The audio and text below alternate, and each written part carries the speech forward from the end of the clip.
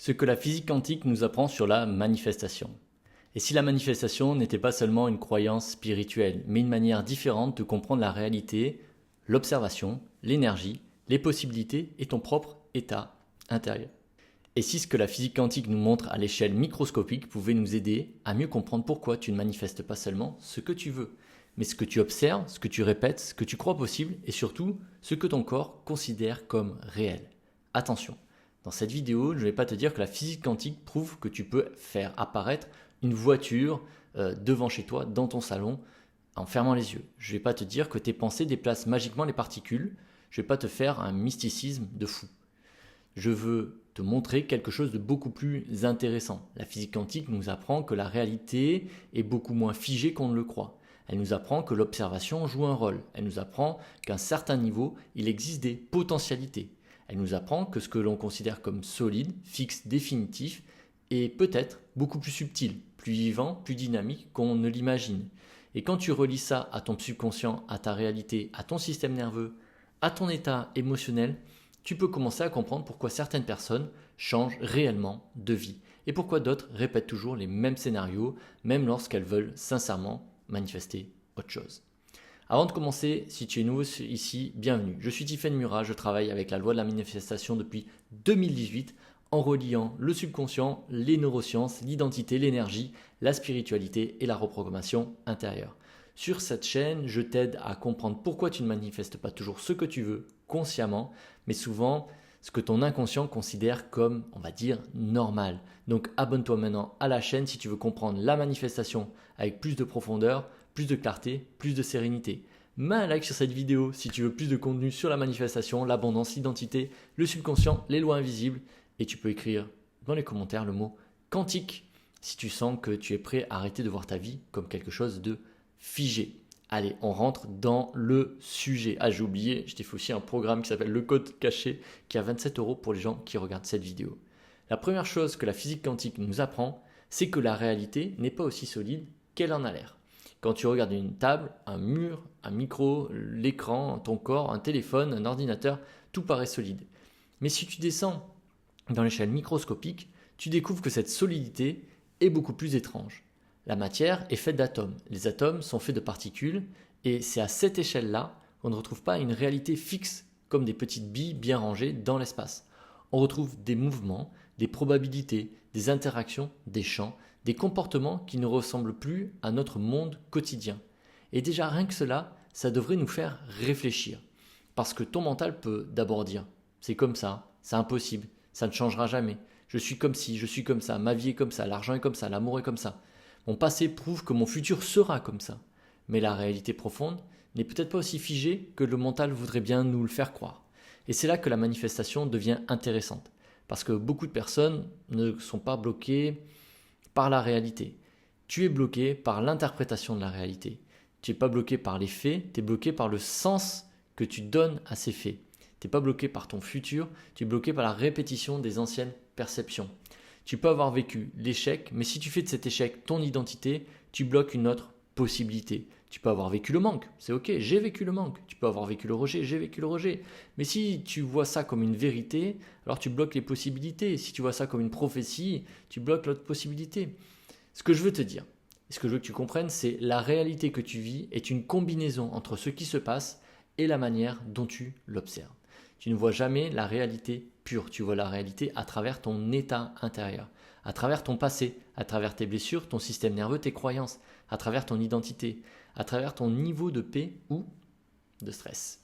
Et c'est pour ça que deux personnes peuvent vivre exactement les mêmes situations, mais ne pas être dans les mêmes réalités. Une personne peut dire, quand tu reçois, on va dire un non, tu vas dire « ah, je suis rejeté ». Un autre se dit « bah, c'est pas la bonne porte ». Tu vois, ou si tu as une difficulté financière, tu vas dire « ah, je suis foutu ». Une autre dit « ok, je vais changer la manière de créer, de vendre, de recevoir ». C'est ça qui est différent. Même fait, mais pas la même observation, pas la même interprétation, pas la même énergie, pas la même ligne du temps. Je t'ai fait une vidéo spécifique sur la ligne du temps. Et c'est ici que je veux te parler de l'expérience, une des plus connues qui évoque, on va dire, qui est évoquée dans la physique quantique et la manifestation. L'expérience des doubles fentes. Pour simplifier, des scientifiques, Jung, ont envoyé des minuscules particules comme des électrons ou des photons vers une plaque avec deux fentes. Dans notre logique habituelle, on pourrait penser que ces particules vont passer soit par une fente, soit par l'autre, comme des petites billes. Mais ce qui est étonnant, c'est que lorsqu'on ne mesure pas précisément la fente, elle passe par les deux, c'est-à-dire une onde de possibilité, comme si plusieurs chemins étaient présents. Et lorsqu'on observe, lorsqu'on mesure, le comportement change. La réalité semble fixée différemment. Alors encore une fois, je veux être très clair. On ne va pas tirer une conclusion simpliste du style « si on observe ton compte bancaire, tu crées de l'argent ». Non, franchement, ce serait cool. Mais c'est faux. C'est caricatural et c'est dangereux. Mais symboliquement, cette expérience nous donne une image extraordinaire. Alors qu'en réalité, tu vois, on pense que c'est fixé, mais il existe des potentiels, des potentialités. Et dans la vie, c'est exactement ce que je veux que tu vois et que tu commences à voir. Tu n'es pas enfermé dans une seule version de ton futur. Tu n'es pas condamné à répéter exactement ce qui s'est passé dans ton passé. Tu n'es pas obligé de continuer à manifester les mêmes relations, les mêmes blocages, les mêmes montants d'argent, tout ça. Il y a des potentialités. La question est, quelle réalité es-tu en train de stabiliser par ton attention, par ton état intérieur, par tes réactions, par ton identité, par tes actions? Parce que si chaque jour ton attention est fixée sur le manque, tu vas stabiliser la ligne du manque. Si chaque jour ton attention est fixée sur la peur, tu stabilises la peur. Si c'est sur le rejet, le rejet. Si c'est sur l'échec, tu vas stabiliser, je te donne, l'échec. Et quand tu trouves des preuves, ton mental dit, tu vois, j'avais raison. Mais peut-être que ton mental n'avait pas raison. Peut-être qu'il a juste sélectionné une partie de la réalité avec des preuves qui confirmeraient un ancien programme. Ça, c'est immense, parce que ton cerveau ne te montre pas tout. Ton cerveau filtre, il trie, il sélectionne, il interprète, il cherche la cohérence avec ce que tu crois déjà vrai. Si tu crois que l'argent est difficile, tu vas voir toutes les preuves que l'argent est difficile. Si tu crois que l'amour, ça finit mal, parce que tu as déjà été largué ou tu as déjà été trompé, tu vas chercher toutes les preuves d'amour qui t'amènent à ça. Et tu vas dire l'amour c'est dangereux. Si réussir c'est être rejeté, tu vas regarder toutes les critiques. Et petit à petit, tu ne vois plus la réalité. Tu vois un programme, tu vois un code intérieur et tu appelles ça la vie. C'est pas forcément la vie, c'est une lecture de la vie. C'est ton observation, c'est ton ancienne ligne. Et ce que je te dis, là, c'est important de le comprendre. Et d'ailleurs, si ce que je te dis, ça te parle, mets un like dans cette vidéo parce qu'un simple déclic peut déjà changer la manière de regarder ce que tu vis. Je vais te raconter quelque part une anecdote personnelle. Dans mon parcours, j'ai eu des moments où je voulais vraiment matérialiser des résultats. À un moment, je voulais vraiment beaucoup d'argent, des ventes, des inscriptions, des vues, des opportunités, des ouvertures. Et certains moments, j'étais tellement focalisé, écoute bien sûr le résultat, j'ai reçu un message, que je ne voyais plus le champ des possibles. Je voyais seulement ce qui manquait. Je regardais les chiffres. Je regardais ce qui n'était pas encore quelque part là. Je regardais les ventes qui n'étaient pas encore arrivées. Je regardais ce que je voulais atteindre. Puis je regardais ça depuis la tension. Puis je sentais mon corps se contracter. Je n'étais pas dans une énergie de création. J'étais dans une énergie de vérification. C'est différent. Créer, ça veut dire être disponible.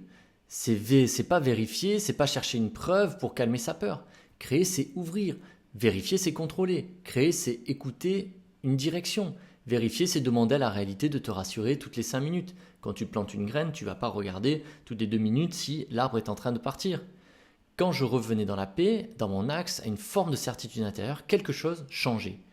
Mes idées étaient plus claires, mes décisions étaient plus simples. J'ai envie de dire même mes contenus étaient plus puissants. Les mots sortaient mieux, les opportunités devenaient plus visibles et parfois même des personnes réapparaissaient. J'avais des clients, des ventes qui tombaient toutes seules. Je me levais le matin, j'avais des ventes. Incroyable. C'est comme ça. Une solution que je ne voyais pas avant devenait évidente. C'est pas magique. C'est pas magique. Je vais le dire différemment. Ce que je sais, c'est que mon état intérieur change ce que je suis capable de recevoir. C'est pareil pour toi. Et ce que tu perçois change tes décisions. Tes décisions changent ta trajectoire change ta réalité. Donc oui, quelque chose se manifeste. Mais pas comme un miracle enfantin, comme une conséquence du changement intérieur. C'est pour ça que je dis souvent, la manifestation n'est pas seulement une demande, c'est une transformation de l'observateur. Tu ne manifestes pas seulement en demandant une autre vie, Tu manifestes quand tu deviens quelqu'un qui ne regarde plus la même vie depuis les anciennes peurs. C'est ça le rôle de l'observateur. En physique quantique, l'observation a un rôle très particulier à l'échelle des particules. Mais dans la vie quotidienne, l'observation a aussi un rôle très puissant. C'est une autre manière. D'accord ? Il faut regarder différemment. Ce que tu observes, tu le renforces dans ton champ de conscience. Ce que tu observes tout le temps devient ton monde. Ce que tu regardes avec peur devient plus grand. Ce que tu regardes avec confiance peut devenir une porte. Ce que tu regardes comme un problème peut devenir une prison, etc. Imagine quelqu'un qui veut manifester de l'argent. Chaque jour, il regarde son compte bancaire avec la peur au ventre. Il se dit, j'ai pas assez, je vais me trahir, je vais manquer, ça n'a jamais marché pour moi. Il ne regarde pas seulement son compte, il observe sa vie depuis la peur. Et à force d'observer depuis la peur, tu deviens moins disponible aux idées, moins disponible aux opportunités, à la créativité, à la vente, à la réception. Parce que ton système nerveux est en mode survie. Maintenant, imagine la même personne, mais qui observe, ça peut être toi, la même situation, mais depuis un autre état. Pas dans le déni, pas dans le mensonge, pas tout va bien artificiel, dans une présence plus posée. D'accord ? Voilà la situation. Mais cette situation n'est pas mon identité. Ce n'est pas une vérité finale. C'est une information. Qu'est-ce que je peux voir que je ne voyais pas vis-à-vis de l'argent ? Quelle décision plus intelligente peut émerger maintenant ? Quelle porte est disponible ? Quelle action plus alignée peut être posée ? Même compte bancaire, même réalité apparente, mais pas la même observation. Et donc c'est plus la même ligne du temps. C'est ça que la physique quantique peut nous inspirer. Et c'est là il va falloir rester intelligent. La question n'est pas est-ce que ma pensée contrôle l'univers ? La vraie question est qui est l'observateur en moi ? Est-ce que c'est ma peur qui observe ? Est-ce que c'est mon manque ? Est-ce que c'est mon ancienne blessure ? Est-ce que c'est mon ego ? Est-ce que c'est mon mental ou est-ce que c'est mon émotionnalité ? Si tu parles de l'enfant blessé qui tient la caméra, tu vas voir du rejet partout. Si tu parles du manque qui tient la caméra, tu vas voir le danger partout, c'est pareil. Mais si tu parles de l'Esprit Saint, de ta paix intérieure, de ta présence qui tient la caméra, tu peux commencer à voir des possibilités que ton ancienne identité ne pouvait pas percevoir. Si tu vas apprendre à travailler sur ce changement intérieur, c'est exactement le rôle du programme qui s'appelle le code caché. Il est à 27 €, il est dans la description. 27 € pour les gens qui regardent la vidéo. Parce que souvent, ce n'est pas ton désir qui est faible, c'est ton observateur intérieur qui est encore programmé sur une ancienne réalité. Maintenant, parlons du champ des possibles. La physique quantique nous invite à regarder le réel comme quelque chose de beaucoup plus ouvert. Qu'est-ce que notre mental imagine ? Et même sans entrer dans les équations compliquées, cette idée du champ des possibles est extrêmement utile pour la manifestation. Parce que le mental, lui, adore réduire les possibilités. Il dit, il n'y a qu'une solution. Il faut que ça arrive avec cette personne. L'argent viendra que par ce canal. Les clients achètent que comme ça. Il faut que cette vidéo marche. Il faut que cette relation se passe exactement comme ça. Mais ça, c'est du contrôle. C'est le canal du contrôle. Et ça ferme toutes les autres possibilités. La vie n'est pas obligée de passer par le canal que ton mental a choisi. Parfois, l'argent peut se manifester différemment, sur une autre opportunité, comme les gens. Tu crois qu'une solution doit venir du plan A, mais elle peut venir d'un autre détour. Tu crois que ton futur dépend d'un événement précis, mais une porte plus grande s'ouvre ailleurs. Tu crois que ta manifestation doit prendre une forme, mais la vie peut parfois t'apporter quelque chose de plus juste, quelque chose que tu n'as même pas imaginé. Et c'est là que beaucoup de gens bloquent. Tu veux pas seulement manifester, tu veux contrôler la manière dont la manifestation doit arriver.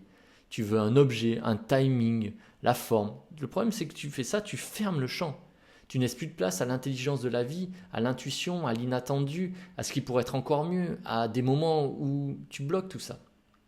Moi, je me souviens où je pensais, il faut absolument que ça passe comme ça. Il faut absolument que cette offre fonctionne comme ça. J'ai prévu ci, j'ai prévu cette publicité, j'ai prévu comme ça. Et parfois, ça ne marchait pas comme prévu et je croyais que j'étais en échec. Mais avec du recul, je voyais que la vie était en train de se déplacer quelque part vers un angle meilleur, vers un meilleur message, vers une meilleure offre, vers une meilleure manière de transmettre. Sur le moment, ton mental il dit ça bloque, mais parfois c'est pas un blocage, c'est une réorientation. Parfois la vie ne te refuse pas ta manifestation. Elle refuse la forme trop petite que ton ego essaye d'imposer. Et là c'est puissant, parce que manifester c'est pas toujours obtenir exactement ce que ton ego a décidé. C'est parfois devenir disponible à une réalité plus grande que celle que ton mental aurait pu construire. Maintenant, je veux te parler d'un point essentiel. L'énergie précède la matière. Avant qu'une chose existe concrètement dans ta vie, elle existe souvent comme une idée, une intuition, une image, une possibilité, une sensation, une direction. Avant de créer un programme, il y a une idée. Avant de créer un ordinateur, il y a une idée.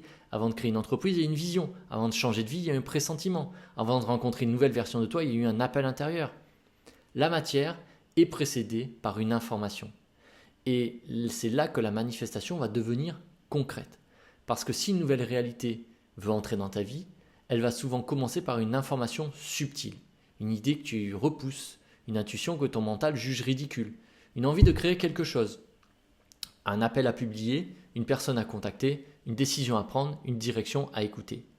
Mais si ton système intérieur il est saturé, tu as peur, tu as du bruit, tu contrôles, tu as du stress, tu risques de ne pas entendre ces informations. Ou pire, tu l'entends mais tu la bloques. Non, c'est pas possible, c'est pas pour moi, ça marchera pas. Les gens vont juger.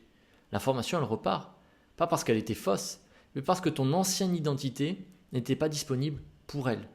C'est pour ça que la paix est si importante.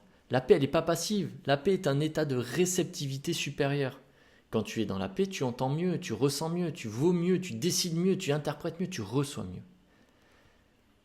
Il y a une idée de ce que je vais te transmettre. La paix permet de sortir de la réaction automatique et de choisir des options plus ouvertes, plus posées, plus intelligentes. C'est ça. Quand tu es dans la paix, tu n'es pas moins puissant, tu es plus disponible. Disponible à l'idée, à l'action juste, à l'opportunité, au mouvement, disponible à ce que ton ancien mental ne pourrait pas contrôler. C'est là que je vais faire un lien avec le subconscient. Parce que la physique quantique peut nous inspirer avec l'idée des potentialités, mais ce qui détermine beaucoup de choses dans ta vie quotidienne, c'est ton subconscient. Ton subconscient, c'est ce qui a été enregistré comme normal pour toi. Ce qui est sûr, ce qui n'est pas dangereux, ce qui est dangereux aussi, ce qui est possible, interdit, acceptable, que tu peux recevoir, que tu peux repousser, incarner, etc. C'est pour ça que deux personnes regardent les mêmes possibilités mais ne réagissent pas pareil. D'accord ? Pour l'une, parler en public, ça peut être une menace, pour l'autre, ça veut dire c'est un amour, tu vois, etc. La question est, est-ce que mon subconscient considère cette manifestation comme sûre ? Parce que si ton subconscient associe ton désir à un danger, tu vas ralentir, tu vas éviter, tu vas procrastiner, tu vas saboter. Tu vas même repousser, tu vas ouvrir, fermer, vouloir paniquer. Donc, si tu veux regarder plus de vidéos sur la manifestation, tu peux y aller. Mais si tu ne travailles pas sur le code intérieur, tu risques de répéter les mêmes lignes du temps. C'est exactement pour ça que le code caché existe. Il y a le lien qui est dans la vidéo. Pour t'aider à voir ce qui est en toi bloque encore de ce que tu dis vouloir. Pas pour rajouter la pression, pas pour te faire plus culpabiliser, mais pour comprendre pourquoi tu veux une chose consciemment alors qu'une partie de toi la refuse inconsciemment. Donc, si cette vidéo te parle, va voir le lien qu'il y a dans la description. Je vais te parler d'un piège vis-à-vis de la manifestation quantique. C'est de croire que tout est possible veut dire que je n'ai rien à faire. Non. Ce n'est pas parce qu'il existe des potentialités que tu dois rester passif. Ce n'est pas parce que la réalité est plus subtile que tu dois arrêter d'agir. Ce n'est pas parce que l'énergie précède la matière que la matière va se construire sans toi. Ton action compte, mais ton action n'a pas la même puissance selon l'état depuis lequel tu pars. Une action posée depuis la peur ne porte pas la même information que celle posée depuis la paix. Une vente depuis le besoin, ce n'est pas la même énergie que depuis le service. Donc la manifestation ne te demande pas d'arrêter d'agir, elle te demande d'agir depuis une autre version de toi. Et c'est ça que beaucoup ne comprennent pas. Ils opposent manifestation et action. Soit je manifeste, soit j'agis. Mais non. Tu manifestes aussi par l'action, tu manifestes par la parole, tu manifestes par tes choix, tes décisions, ce que tu oses incarner. Alors, qu'est-ce que la physique quantique nous apprend vraiment sur la manifestation ? Elle nous apprend d'abord ce qu'on appelle l'humilité, parce que le réel est plus étrange que ce que notre mental comprend. Elle nous apprend que ce qui semble solide n'est pas autant qu'on imagine, que les possibilités existent avant la forme, que l'observation compte, que notre manière de regarder en réalité change notre rapport à cette réalité et appliqué à la vie, cela devient plus puissant. Tu n'es pas obligé de regarder ton passé comme une condamnation. Ce que je veux que tu retiennes, c'est cette idée centrale. Ta réalité extérieure est la continuité de ton état intérieur répété. Pas une fois, pas 5 minutes, mais répété, stabilisé, incorporé. Donc si je devais résumer cette vidéo en quelques phrases, ce serait: la physique quantique ne prouve pas que tes pensées contrôlent tout, mais elle nous rappelle que la réalité est plus ouverte, plus subtile et moins figée que notre mental imagine. Elle nous rappelle que les potentialités existent, elle nous rappelle que l'observation joue un rôle spirituellement, psychologiquement, intérieurement. Elle nous invite à poser une question essentielle: depuis quelle version de moi suis-je en train d'observer ma vie? La peur, le manque, la blessure, etc. Je t'en ai déjà parlé. Si cette vidéo t'a aidé, abonne-toi à la chaîne maintenant, mets un like pour soutenir le contenu pour que YouTube puisse te montrer, puisse le montrer à plus de personnes possible. Tu peux écrire le mot quantique si quand tu te sens prêt de ne plus regarder la réalité comme quelque chose de figé. Et si tu veux aller plus loin, tu as le code caché qui est disponible en lien en description. Dans ce programme, on travaille sur ce qui bloque ta manifestation à l'intérieur. Parce que la manifestation ne consiste pas seulement à demander une autre réalité, elle consiste à devenir intérieurement compatible avec elle. Je suis Tiffaine Murat, merci d'avoir regardé cette vidéo et rappelle-toi, la réalité ne peut pas être aussi figée que ton ancien programme veut te le faire croire. Il existe d'autres versions de toi. Je te retrouve sur une prochaine vidéo. À très vite.